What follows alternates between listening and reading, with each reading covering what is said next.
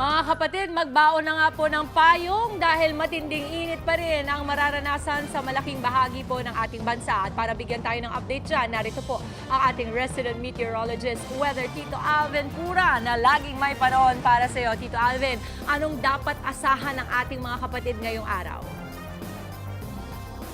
Good morning, Mami Dims, at good morning mga kapatid. Ulat panahon na po tayo.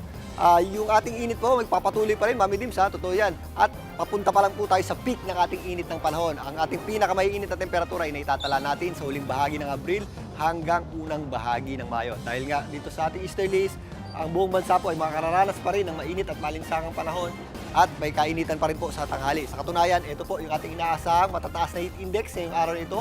Posible po yung umabot sa danger level o nasa 42 degrees Celsius po ang ating aasahang heat index. Diyan po sa area ng Cagayan, diyan po sa Mayapari. Nasa extreme caution naman o nasa 41 degrees Celsius yung ating aasahang heat index sa areas po ng Tugigaraw, sa San Jose, Occidental Mindoro, kasama na po dyan ang Palawan, maging dito sa area sa Mindanao, sa Zamboanga City. Sa Metro Manila naman, nasa 37 hanggang 38 to 39 degrees Celsius yung ating aasahang heat index. Kaya sa mga lalabas po ng bahay, umiwas po tayo sa direktang init ng araw mula alas 10 hanggang alas 4 ng hapon, lalong-lalo na po sa oras na alas 11 hanggang alas 3 ng hapon. At ugalin po natin ang pag-inom ng tubig dahil yung ating heat index po ay possible na po yan magdulot ng dehydration at heat stroke, lalong-lalo na po sa may edad. Pagsapit naman ng hapon, nagiging maulap yung ating panahon pero napakababa pa rin po ng ating tsansa ng pag-ulan. Kaya mag-ingat tayo mga kapatid at mag-ready pa rin po sa matinding init ng panahon ngayong araw na ito. At yan po muna latest sa ating lagay ng panahon. Ngayong Miyerkules ng umaga, muli ako po ang inyong Weather Tito Alvin na laging may panahon para sa iyo.